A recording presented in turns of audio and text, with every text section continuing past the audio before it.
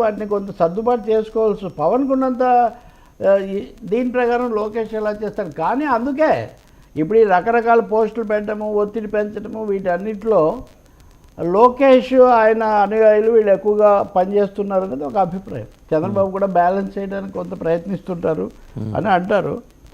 But Pawan Kalyan అండి, మీరు మూడోది కూడా అడిగారు, బంగ్లాదేశ్లో హిందువుల మీద జరిగినా ఇంకో చోట జరిగినా తప్పకుండా బాధపడాలి. అన్ని పార్టీలు ఖండించాయండి, ఖండించకపోవడం ఏం లేదు. నిన్న కూడా మీరు అడిగారు మైనారిటీలు, అక్కడ బంగ్లాదేశ్లో హిందువులు మైనారిటీలు చేశారు, ఓకే. కానీ దాన్ని పాలస్తీనాకు పోటీ పెట్టడం ఉంది చూడండి, అది అపరిపక్వమైన అవాస్తవికమైన విషయం. అక్కడ బాంబులేసి ఇజ్రాయెల్ వేల మందిని గాజాలో తుడిచిపెడుతున్న పరిస్థితి ఉందని ఐక్యరాజ్య సమితి కూడా తీర్మానం చేసిందండి. మోదీ గారు కూడా చేశారండి, అది తొందరగా మీరు విరమించండి.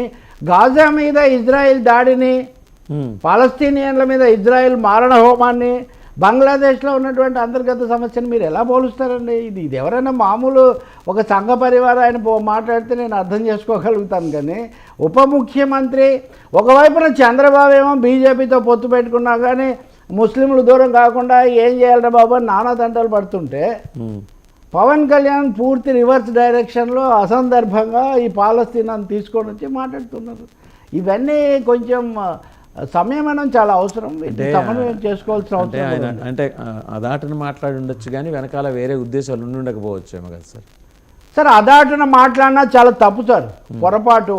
పాలస్తీనాలో ఇప్పుడు మీరు ఒక్కసారి గూగుల్ కొడితే చాలు, ఈవెన్ ఇజ్రాయెల్కు హార్డ్ కోర్ సపోర్టర్స్ కూడా బలపరచలేకపోతున్నారు.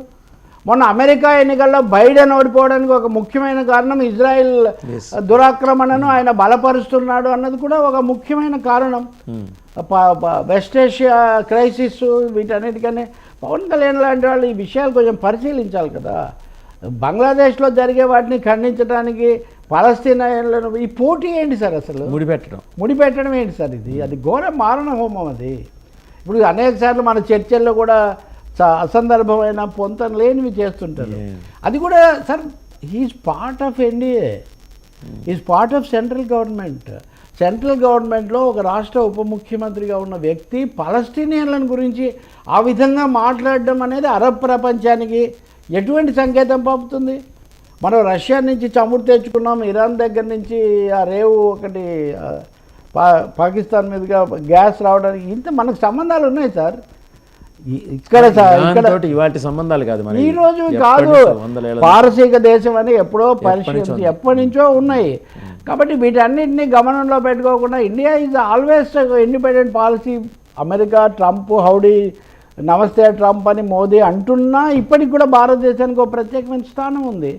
ఇప్పుడు అంతర్జాతీయ విషయాలు మాట్లాడేటప్పుడు ఒక ఉప ముఖ్యమంత్రి ఎంతసేపు, నేను అదే ఎప్పుడు చెప్తుంటా, మీరు మిగతావన్నీ ఏమొద్దు సార్, నారాజు కారాకుర అన్నయ్య, నసీరు అన్నయ్య, ఈ పాట ఒక్కటే వేసుకొని చూస్తుండండి సార్ అని రోజు పవన్ కళ్యాణ్ ఆ పాట చూస్తుండాలని నాకు ఒక అభిప్రాయం. తన పాట తనే, ఎందుకంటే అంత అద్భుతంగా ఈ మత సామరస్య సందేశం ఇచ్చినటువంటి పాట అది.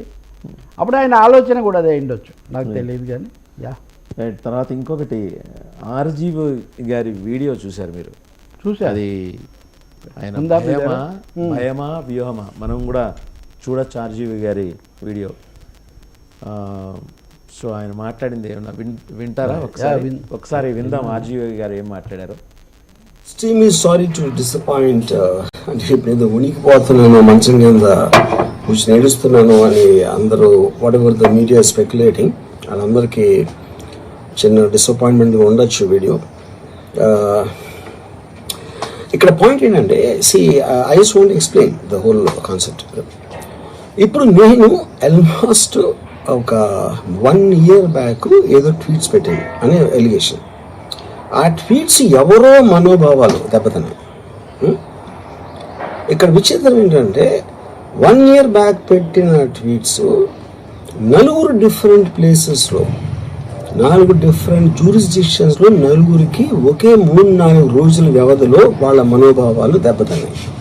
వాళ్ళు ఆ పరంగా కంప్లైంట్ ఇవ్వడం, కేసులు పెట్టడం జరిగింది.